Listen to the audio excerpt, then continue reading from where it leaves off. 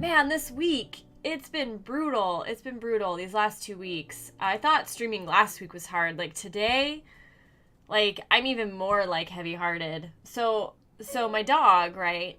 We something is wrong with him. And we're doing all these things to figure out what it was, and this week it was like we had ruled everything out but cancer.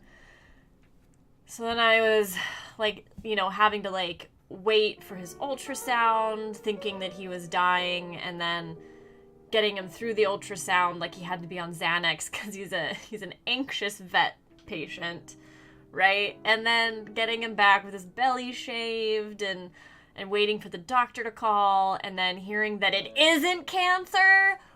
Amazing. But by that time, I've been in such a sad grieving stage for 2 weeks now, and it's okay, right? This is a necessary part of loving something, but it doesn't mean that it's not freaking right. So happy, but it doesn't mean it's not freaking emotionally hard. So, and I'm waiting. I'm oh no, that news was too good. Where's the bad news? I was all prepared for the bad news. So where is it coming from? I know it's gonna get here, right? So this morning when I wake up, I go outside and I have I have an urban homestead that isn't fully developed yet, but we've got lots of raised beds and fruit trees and olive trees and my pride and joy, I have a pond, and I love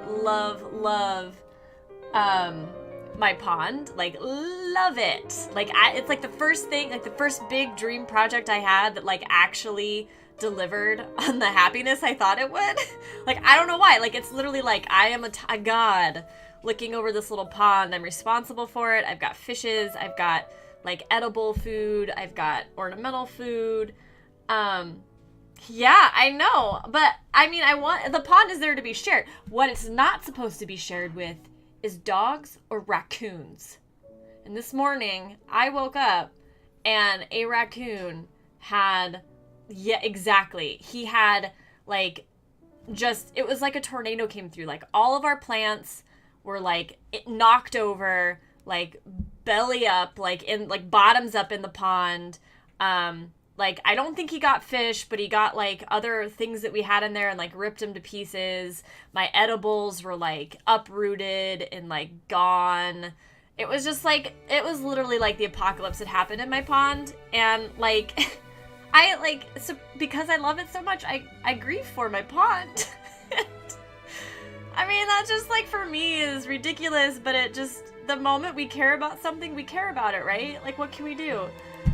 So yeah, I've been through the ringer with my dog, and then I've been through the ringer with my tiny kingdom that's all my own, and it just has sucked. It's just sucked so hard. But I've learned some things through the suck that I thought we could talk about today. And exactly. It is a project. I literally I've been bringing this pond to life, right? With my energy, my time, my passion for the pond, right? So it just sucks. And now what we're resorting to is getting an electric fence, a tiny electric fence that's just enough of a shock to be oh no, raccoon, no, you did it, but not enough of a shock to be oh, raccoon, you now need medical attention. And I hate hurting animals, and I'm gonna be shocking him.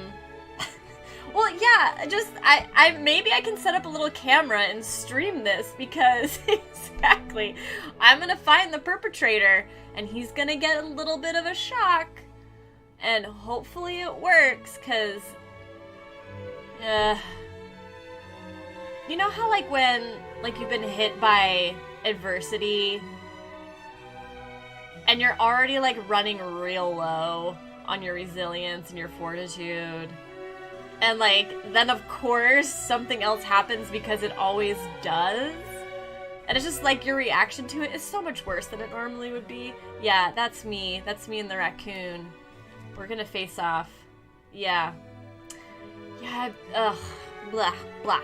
So I was thinking about what I was going through, right? And trying to be objective and be like, okay, this is a perfect opportunity to really explore what it takes to punch back when life is knocking us down, right? And like, I always want to live fearlessly, or as fearlessly as I can, so that I can like be the hero I want to be, right? For myself and for the people I care about and for this world. So I was like, all right, this is a chance to like walk my talk. So I was really trying to be like as aware and as objective and like doing all the tools that like we've explored together. And you know, and like all of us, when we're really in a hard sucky place, like perfection totally out the window. Like it always is out the window. It's really, really, really, really out the window when life is challenging you. So I was able to like allow myself to fail at taking care of myself. And that allowed me to take care of myself. So that was kind of like lesson number 1 that I got from it. But I really got curious because what I found out is like, I was reminded that when like the crap happens, when the suck happens, I think we all, I don't know anybody who doesn't, but we all have a tendency to like numb, right? And escape because it sucks. It hurts. It's uncomfortable. Maybe we're really angry, and anger is an uncomfortable, like really uncontrollable emotion, right? Like we're afraid of it sometimes, and sadness, that's uncontrollable. Like we don't like losing control. So we numb, right? So that we can escape it and have control and safety and predictability. And I started to do that, right? So and like when we numb, it does bring us temporary comfort. And oftentimes that's through like temporary pleasure. The problem is that it is a form of it's a coping mechanism. Exactly, Mrs. Scott. Like it's a self-protection mechanism. It's totally understandable. Like I get it. I get why we do this. And we all do it. Like none of us, like nobody's perfect, right? And like it's a normal thing to do. It's an understandable thing to do. So the problem is the relief it brings, that the numbing actions bring, is fleeting. It's just really fleeting. It doesn't last. It doesn't help us long term with our pain. And so I definitely numbed. Like I found myself, for me, that looks like binging on like junk food and soda, and like binging on television, or like binging, it's all binging, right? Like binging on like research.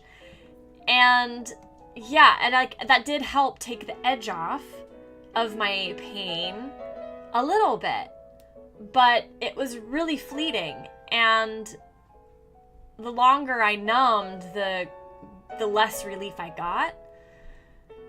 And what happened is I realized I was losing my ability to be present, and the present was all I thought I had left with my dog, right? So I was like, okay, he's sick, he's probably dying, so I'm gonna numb because I don't want to sit in this pain.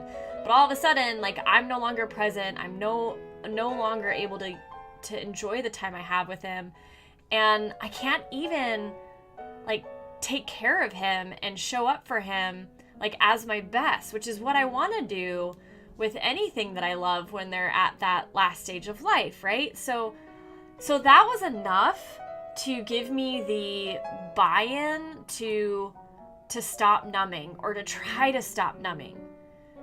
And instead, I got really, really curious about what it would look like and what it would mean to lean in to the suck.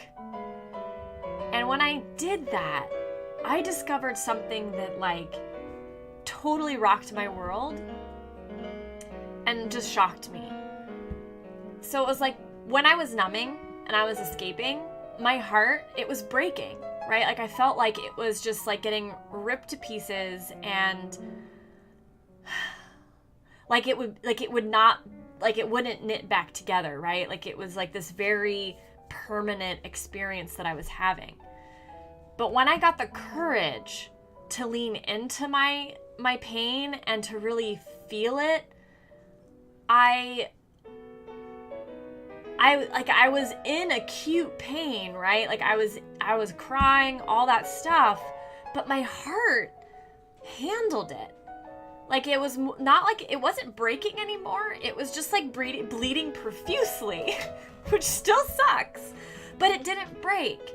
I didn't have that idea or that feeling that like I wouldn't be able to make it through the pain. So I think what happens is when we numb and we escape, we like, you know, and we're trying to like escape our reality, whether that's our fear, our hurt, our anger, like our truth, we break our hearts. Like that's when hearts get broken. But when we lean into the reality and like kind of surrender to it, that's where we find resilience and strength.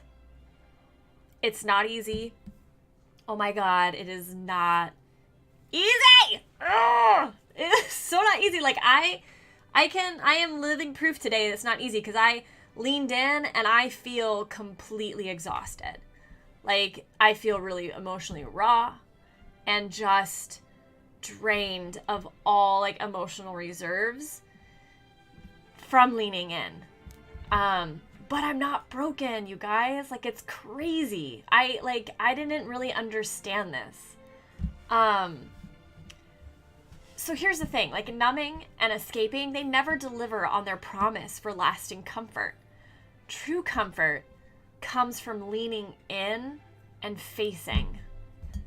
And guys, I so wish it wasn't true. Like I would love for somebody to prove me wrong, you know? And I hope somebody will. But this just backs this realization that I've had is backed up by all of the research and the learning I've been doing around resilience. So there you have it. There you have it. So after I had this realization, I got really, really curious, like, okay, why? Why is this true? Why does resiliency and strength come from leaning in and facing? Oh, here we go, Mrs. Scott. After our talk during last week's cast, I leaned in over this weekend. There are times where I want to cry from joy and I always hold back. Wow, not this weekend. I let it go and it was awesome. Oh, that makes me so happy. Yes, because I like, from where I'm at, right, I'm thinking, okay, this applies to the suck.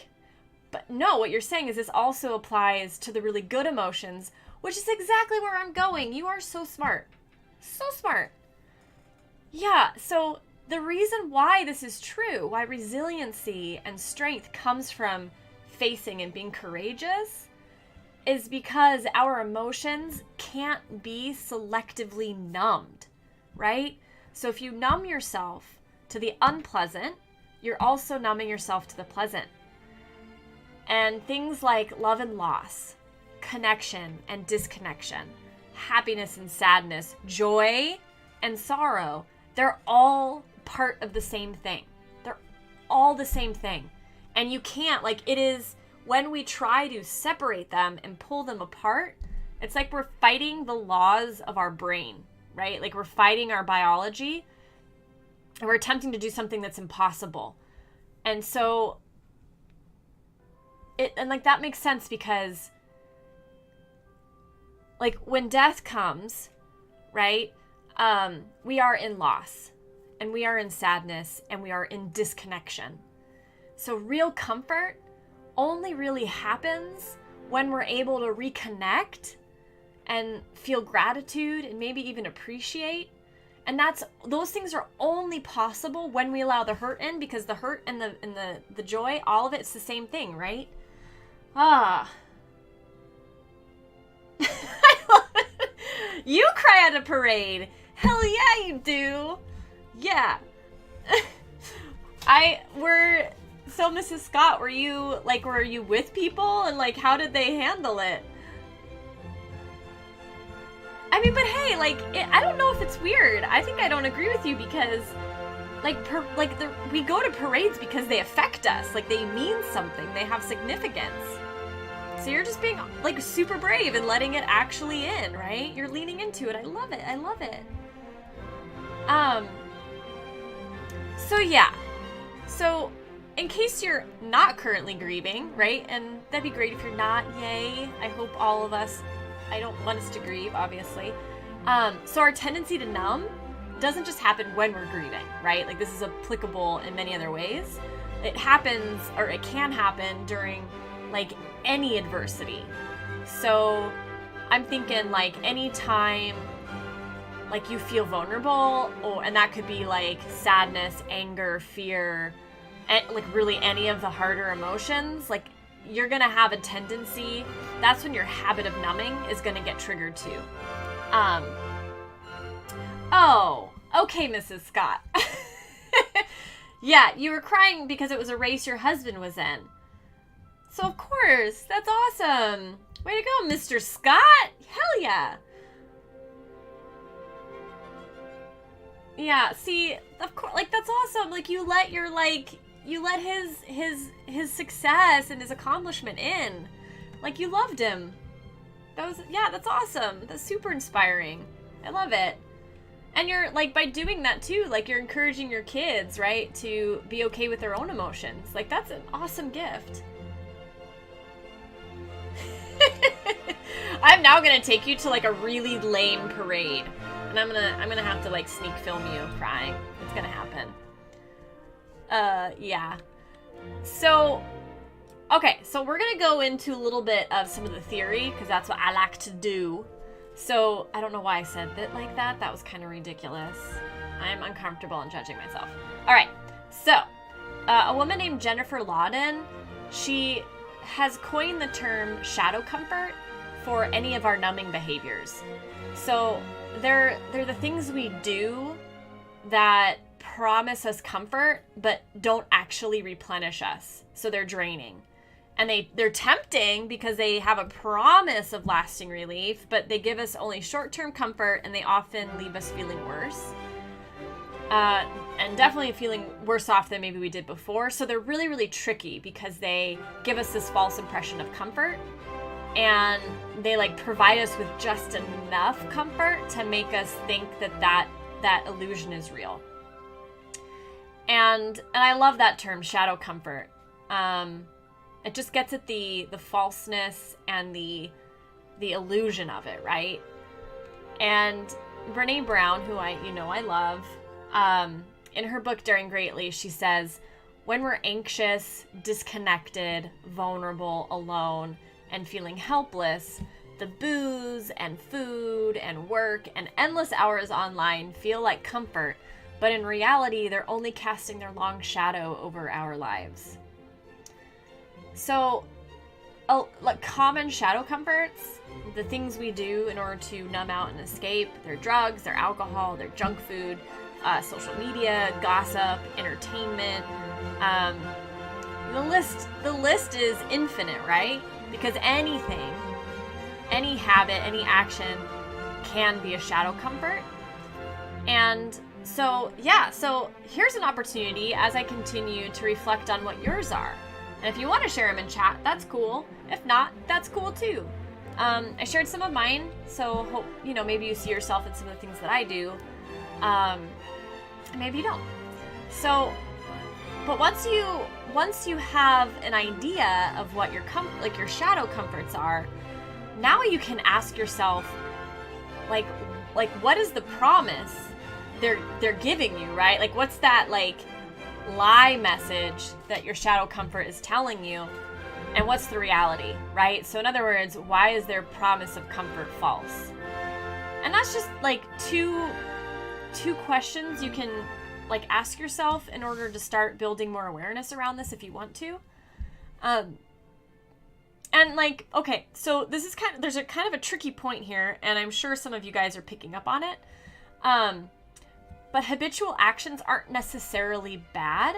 So Jennifer Lawden, she says that it's not what you do, it's why you are choosing it and how it makes you feel that defines a shadow comfort. So if we're using the action to escape and disengage from our emotional reality and like kind of deny it, that's a shadow comfort probably. If we're doing an action that engages us and leans us into the reality, then it's not a shadow comfort. And it could be the same exact action, right? So she goes on and she gives us an example that I think is kind of humorous, like tongue-in-cheek, but it's also very helpful, I thought.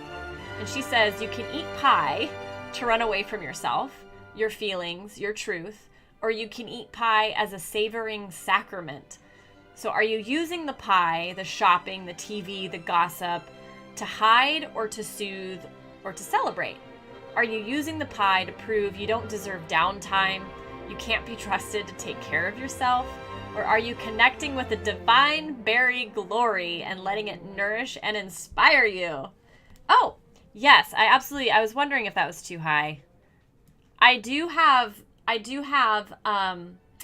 use food as a shadow comfort too. It's probably the one I struggle with the most. Cause like I combine it with my others. Like I get crappy food and then I binge watch TV eating the crappy food. And that's like that's shadow heaven for me. Yeah. Let me turn it down some more. Let me know if that's still too loud.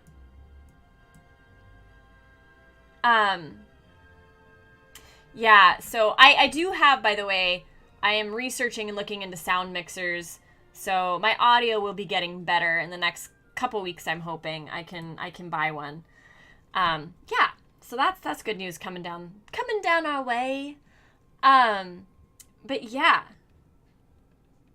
Okay. All right. Thank you for telling me. So along that same vein of determining if an action you're doing is a shadow comfort or a true comfort, Brene Brown encourages us to ask this. She says, are my choices comforting and nourishing my spirit, or are they temporary reprieves from vulnerability and difficult emotions, ultimately diminishing my spirit? Are my choices leading to wholeheartedness, or do they leave me feeling empty and searching? And so, these are the questions that like I was asking myself these last 2 weeks as I was going through my trial and wanting to shadow comfort all over this. And I didn't always know.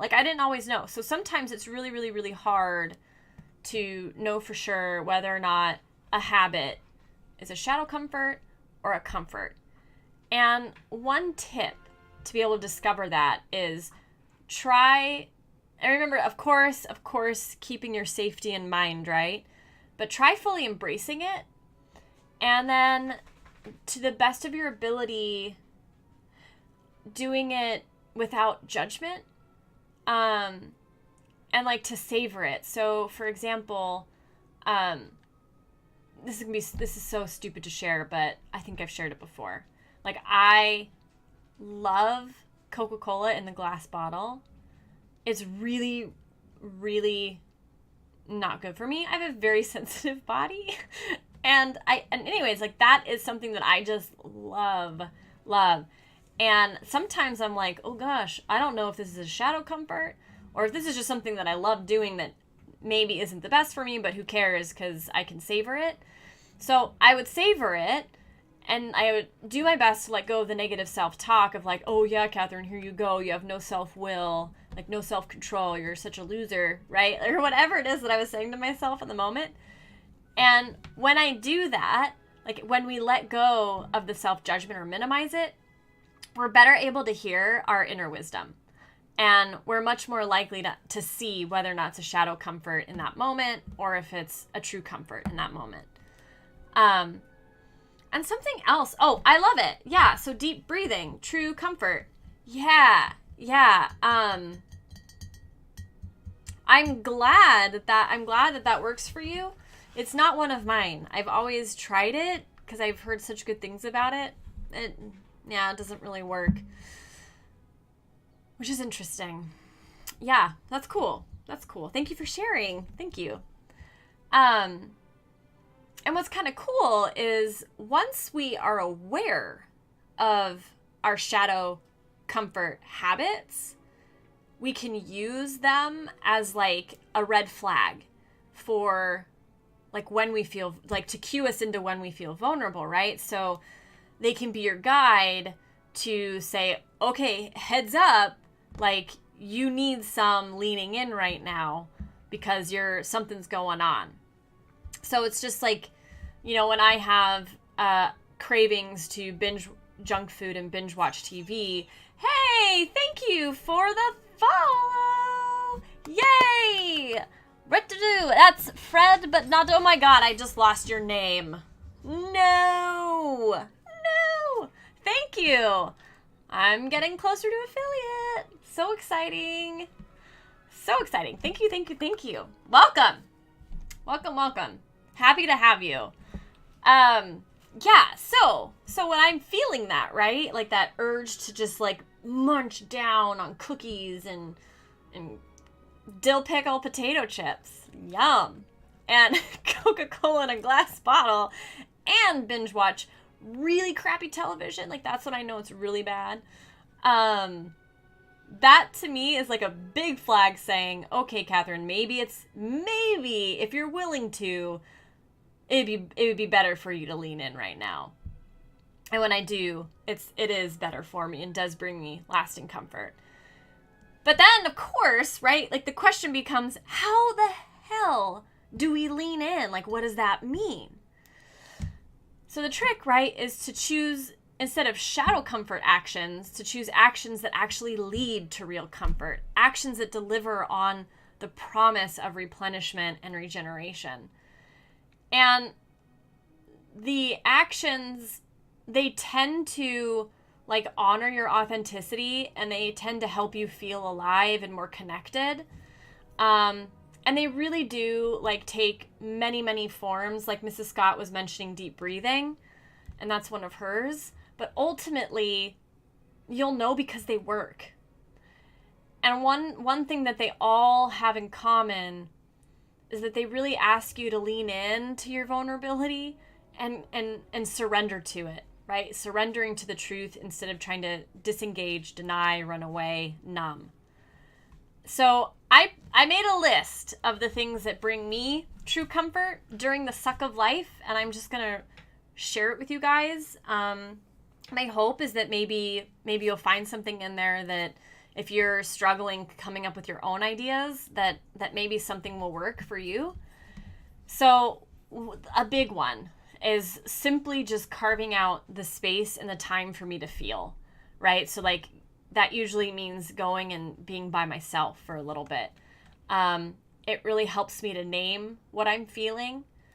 And then once I it doesn't have to, I was going to say once I know it, then I can surrender to the feeling. But even if I can't name the feeling, I still can practice surrendering to it. And for me, like, yeah, I feel a little bit vulnerable sharing this, but because it's like, it could, whatever, judge me away. So what I discovered this week that really, really worked for me is I carved out the space and the time to feel. I was on my own. I closed my eyes and I gave myself permission to feel the emotion. If I could name it, great. If I couldn't, not a problem. But I would give myself permission to feel it. And I visualize myself being an open channel for the emotion. So I could just let the emotion like flood through me like a river. I didn't have to try to control it. I just knew that I was going to be okay and that it could just flow. I wasn't blocking it in any way. And I even put my palms up. And I think at one point when it was really, I was at like my hardest, I even like opened my arms to the side and put my arms up. And that for me was an act of surrender. So I surrendered to it by allowing myself to feel it, and I visualized it running through me. And I let it affect me. And I gotta say, it was amazing. That is when I had the realization that by doing that, I was keeping my heart from breaking. Like I was Thank you. It was amazing. But that's when I had that insight of, holy crap, when we lean in, our hearts can't break. When we lean in, we're resilient. It doesn't mean it doesn't suck. It doesn't mean that we don't feel really hard, challenging emotions, but it means that we're strong and we can handle them, right? So that's what I did. Another thing that really, really helps is doing the ABCDE power up from a previous episode or a stream. And if you don't know what I'm talking about, you can go onto my YouTube channel and watch it there and learn about it. And you can always email me and ask me questions. Super happy to chat with you offline. Another thing was practicing gratitude. That helped so much. But I gotta say, my gratitude power up didn't work until I surrendered. And I was wondering why. Why would my gratitude not be effective? Why I couldn't actually feel gratitude and appreciation until I surrendered. And it's because I was trying to pull the good and the bad apart. And when I allowed myself to feel the bad, that's when I could also feel the good. And, you know, something that replenishes me is simply taking time to reflect and to be aware and to ask myself, you know, am I showing up the way that I want to? Am I in alignment with my values? Like, and just getting curious, right? Like, what will bring me comfort, real comfort right now? Like, maybe it's a nap. Maybe I love to sing. So sometimes I'll just start singing, going for a walk, streaming. As hard as it is to stream today, this is something that gives me real comfort, right? Like, I love connecting with you guys. I love it. Like, it's so rewarding and it's like replenishes me. Same thing with when I get to coach and do my live coaching. My life coaching, it's the same thing. It's something that replenishes me. Sitting by my pond when the raccoon hasn't absolutely destroyed it also is a comfort.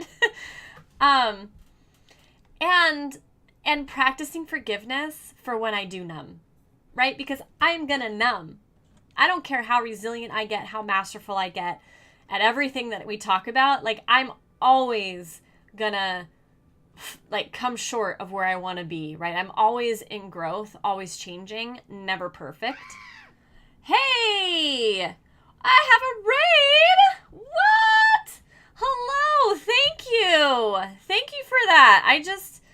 That's amazing. That's so much fun. Yay. I'm nervous and excited. Thank you, Guano Maestro. Love it. Love it. Love it. Thank you, mucho. Yes. Yeah, we were talking about how basically by getting super courageous and leaning in to the hard things in life instead of like running away from the hard emotions, we actually are really resilient and our hearts tend to not break. And that's pretty cool. So happy to have you guys here.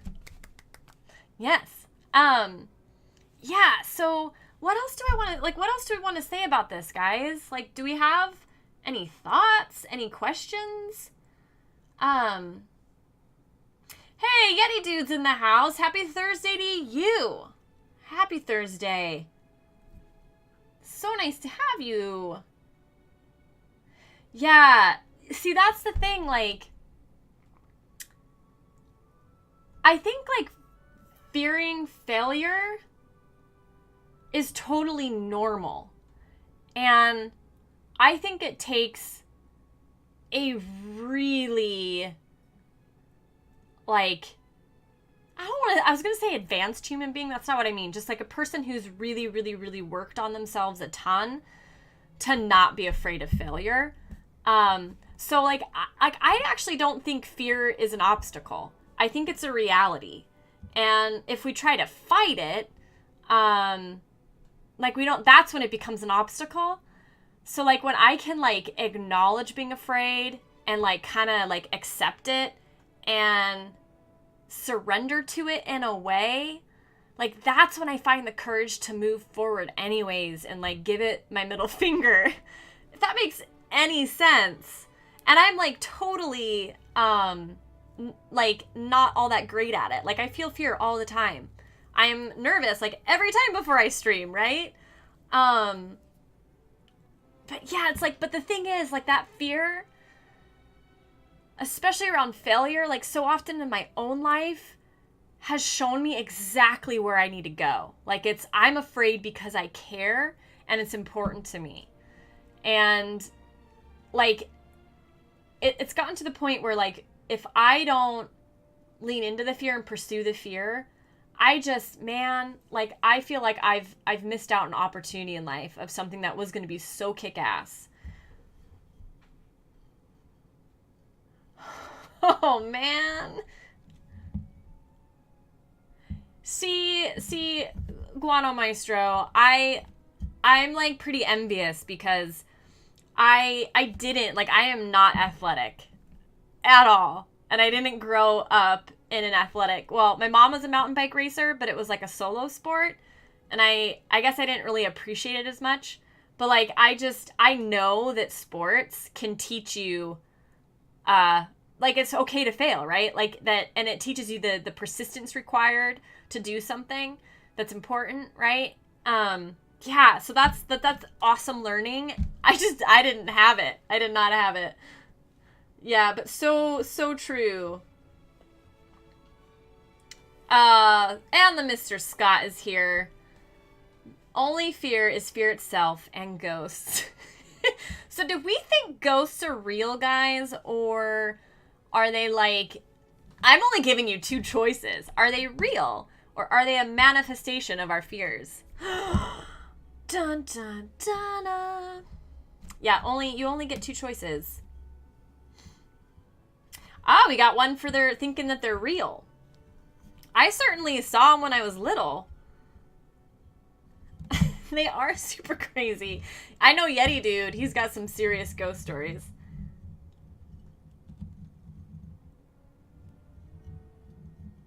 So Guano Maestro thinks, yeah, everybody's got ghosts as being real. Very cool. And that's a great way to look at life. It is an incremental game, right? Like we're always in movement. Like that's what life is. And having that like attitude of it being incremental like makes it manageable and just manageable and good. Very, very cool, you guys. Oh, you're so great. So yeah, I guess just like into the Twitch ether here, I'll ask you guys, what actions do you think would bring you real comfort when you're wanting to numb out and run? And what do you think it would take for you to actually like choose the real comfort over shadow comforts? So those are like two big thoughts that I wanted to like give you guys. Oh my gosh. Okay. So that is crazy about Sterling. One, because so Mrs. Scott is like my oldest friend, right? So we go way back. And in high school, we tried really hard to do a semester abroad in Stirling, Scotland. Didn't happen, but my biggest ghost story also happened in Scotland. This is very, very cool. Yeah, they did. They did ruin it. But I wonder, maybe we wouldn't be with our husbands if they hadn't. I don't know. Just putting that one out there. Yeah, the craziest ghost experience I had, this is not the Scotland one, but I was sleeping, right, like on my side, which I like never do now. And I saw this like emaciated gray hand that looked real, like it was in the real plane. It wasn't ghostly. No. It was a real emaciated hand. It like reached up and tried to grab me. And I just started screaming and I like jumped out of bed. I was actually, my mom was visiting and she was sharing my room with me and she like convinced me it wasn't real. But that was awful because then I just like laid there all night terrified, knowing that like I now just couldn't show her that I was terrified.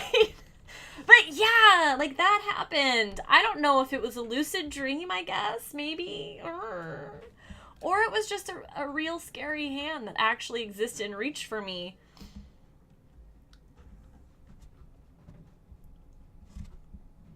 Oh my gosh, so your wife and you were staring at a B&B, multipurpose building.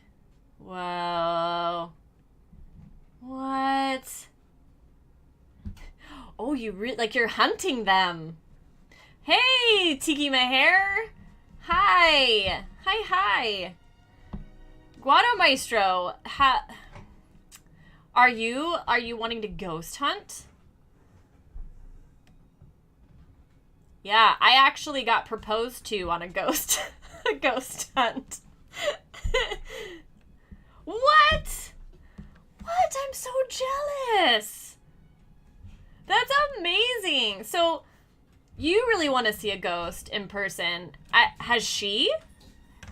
Has her hunt been successful? Tiki Meher, you are not late, my dear. You were right on time because you were here.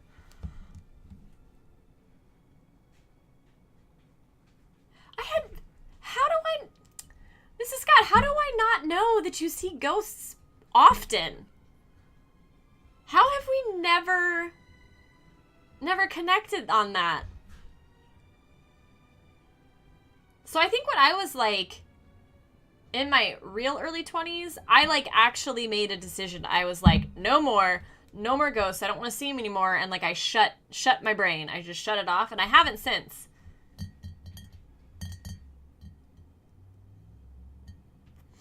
Yeah, I would understand not wanting to talk about it. That's so... Ooh, I like this topic. Interesting.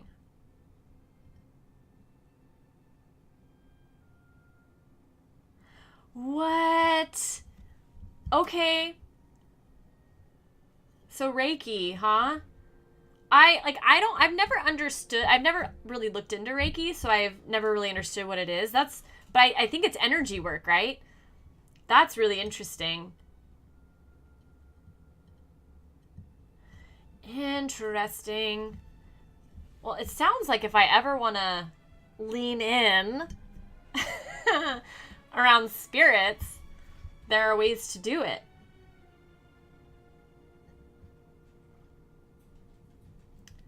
Wow. Has anybody ever like been able to communicate with spirits?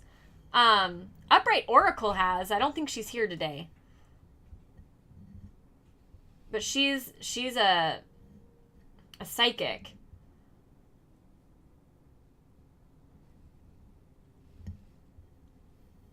So interesting, you guys. So interesting. Ooh, ah. What if I talked to the rest of the cast like I was a ghost? Whoa. What? Okay. So, I don't want to end the ghost chat, so if it's still happening, happen away, and I will join you again. But there was one final thing that I really wanted to say around our, like, tendency to numb when we're hurting versus having the courage to lean in. And last week, we talked all about sympathy versus empathy, and how when we're in pain, we really want someone to show up and be empathetic, and what we normally get is a sympathetic response. And sympathy is basically like, oh, I'm sorry, that sucks. Do you want a sandwich? So it's like, or I'm going to go see a movie now, right? So it's like you can acknowledge that someone's in pain, but you don't really connect. Like you're like, that sucks. I'm not going to really meet you there. I don't want it to rub off on me.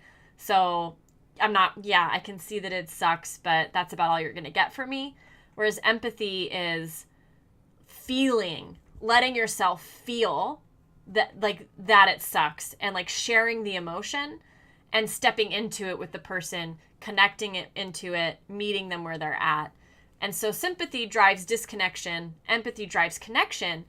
And when you're being empathetic, what you say doesn't really matter. Hey, yay, a follow! Woohoo! Thank you, Guano Maestro. That's amazing. Woo, so close to affiliate. That count is not accurate. I don't know why. I think at 46. So don't get too excited. But yeah, so sympathy drives disconnection. Empathy drives connection. And it doesn't matter what you say, because you're just meeting someone there, and it's the connection that helps somebody. Like, it's not fixing it. It's not saying the magic thing that helps them. It's just connecting with them and allowing them to feel and helping them feel like they're not alone with whatever they're going through. So that made me think, oh, cool. Bye-bye, Guana Maestro. Peace out, my friend. Ooh. I keep going, ooh, for my exciting sound.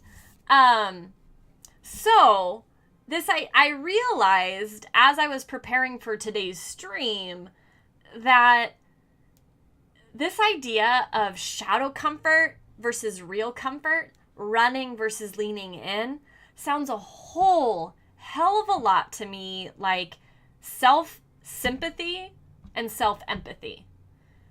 So I think when we're numbing and we're doing the things we do that help us escape from our pain, that's self-sympathy. We're disconnecting. Like we're acknowledging that we feel the suck, but we're totally unwilling to actually connect with ourselves, with the reality, and actually find real relief. So when we lean in and we surrender to what we're feeling and we experience it, right? And we find our resiliency there, we're getting self-empathy. We're letting ourselves connect with ourselves, with our reality, and there is real comfort there because of the connection. So I just thought that was pretty cool, that it seems to fit in with last week and what we were learning, that what we were learning to apply to other people who are in pain, we now know how to apply it to ourselves. And we're not always going to be willing to do it, guys, and that's fine. That's fine. I'm never advocating for any of us to try to be perfect at anything. That's a super trap. That's a terrible trap. It's a painful trap. Just blah, blah, blah, blah, blah. All of our perfection.